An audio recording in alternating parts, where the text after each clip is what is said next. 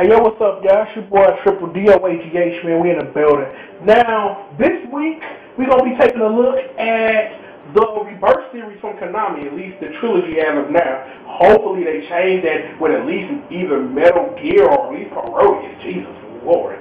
Now, we just going to go ahead and I'm just going to quickly just describe you real quick about what the ReBirth series is, and then we're going to get into our first game. Now, the ReBirth series as of now consists of 3 games: Gradius ReBirth, Contra ReBirth, and Castlevania The Adventure ReBirth.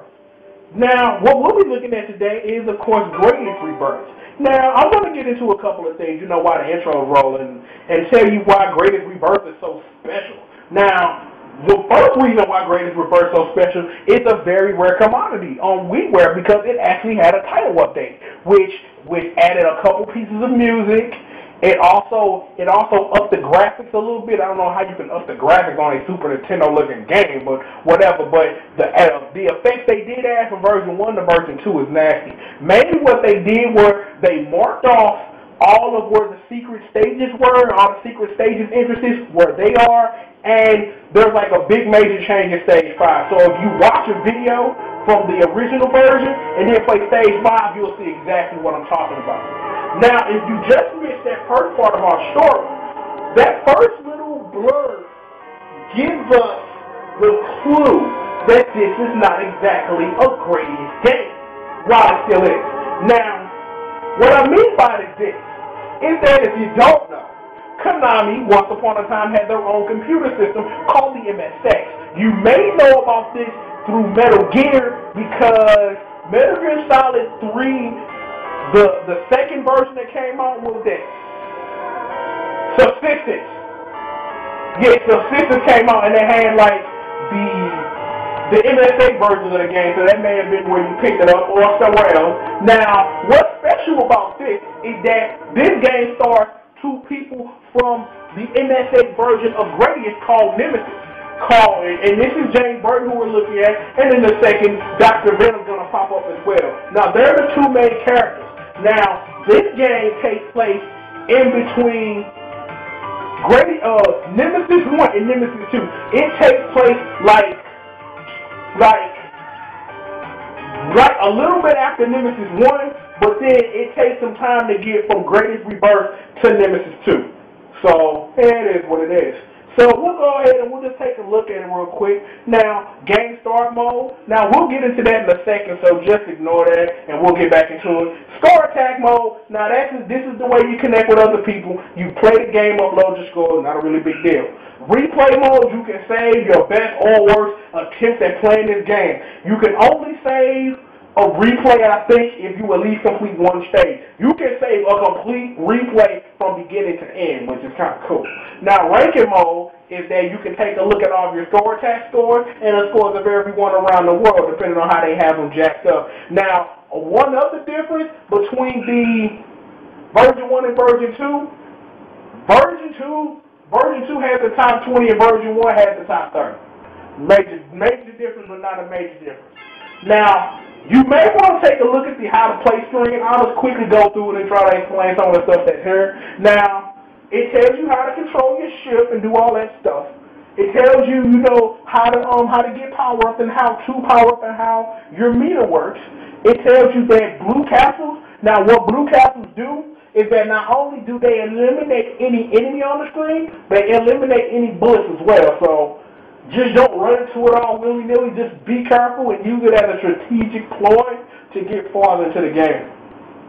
Now, it tells you about the Big Viper's armaments. It tells you about missiles and doubles. Now, I'll get into missiles and doubles.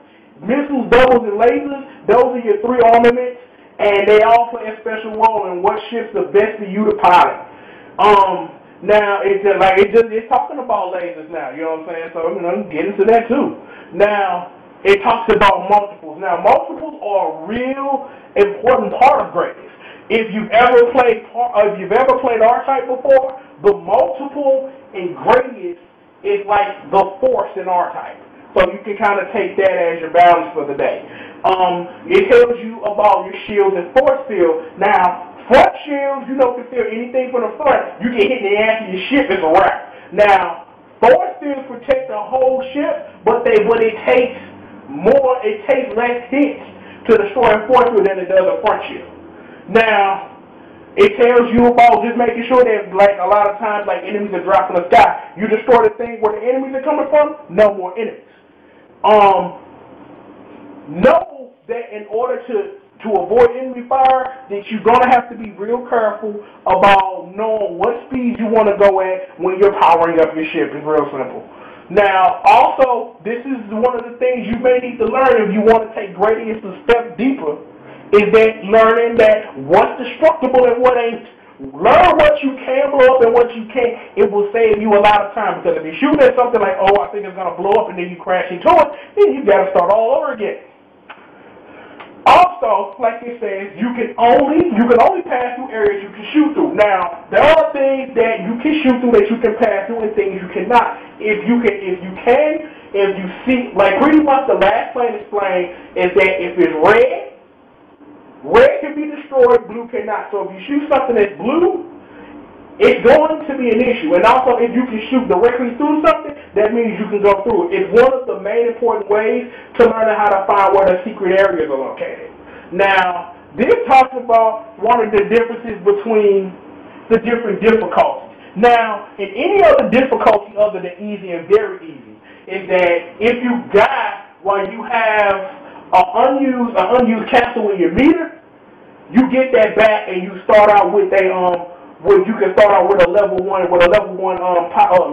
speed up, but you know necessarily you may not want to use that depending on your situation. There are some situations that call for it, but they're there, and you're just going to have to make a split decision about how you want to handle that situation. Also, it tells you mainly about everything we talked about, is that how to get to the sacred stages. I'll get into that, but I won't get into it because I don't really want to take that extra exploration away from you when you play the game. Optional, like I said, nothing here. Pretty much you can adjust your lives 3, 5, or 7.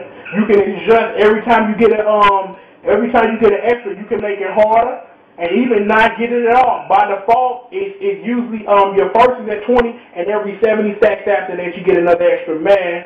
You can choose up to from as little as 1 man up to 7. Default is 3. Now, like I said, you have very easy, normal, hard, and very hard. Now, we'll get into that in a second. We'll get into what the difficulties mean, because it's going to throw you for a loop. You can change your name as what it sets the rankings as you post your scores online. If you don't never use it, then you won't never use it. You can change your button. Now, I will talk about the button config for a second. Now, you have a rapid shot. Here's my suggestion. There's no reason you should be tapping a button you should hold. It's real simple. That's pretty much it. Don't tap a button you can hold that shoots force. It's not going to make any bit of difference of when you shoot something from when you aim. Because if you hold the button, you got more of a better chance of killing it with all the bullets coming off versus you pressing it when it does. Now, like I said, you have 4 different ways you can control it. The classic Wiimote, use the classic controller, the nunchuck, and the Wiimote or the Nintendo GameCube controller.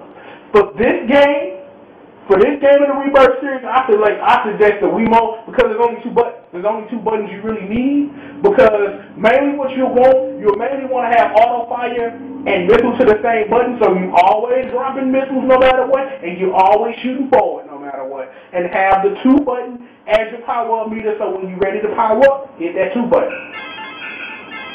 And the staff credit mode.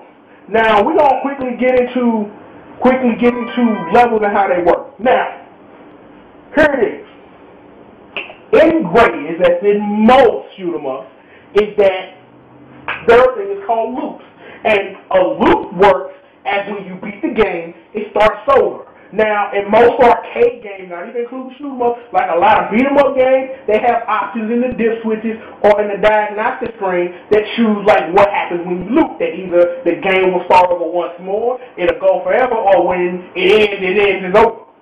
In this case, loops represent 3 difficulties. Loop 1 represents normal in the option screen. Loop 2 represents hard in the option screen, and loop 3 handles very hard. Now, easy and very easy are a whole different beast entirely. You can only play loop 1 with easy and very easy. Now, very easy gives you the shot eraser power, where if you shooting forward and bullets are coming at you, those bullets will be destroyed. So it helps you think a lot less about defense and more about shooting things that come at you. And in easy mode, nothing shoots back at you. It's what they call in the business suicide bullets. We're not going to get into that. If you want to research it, go Google it. Now, what I'm going to do is I'm going to cut it right here, and I'm going to get into the ships, and I'm going to get into a little other stuff later. So, man, I'll see y'all in a minute, man. Ship Boy Triple. We get money.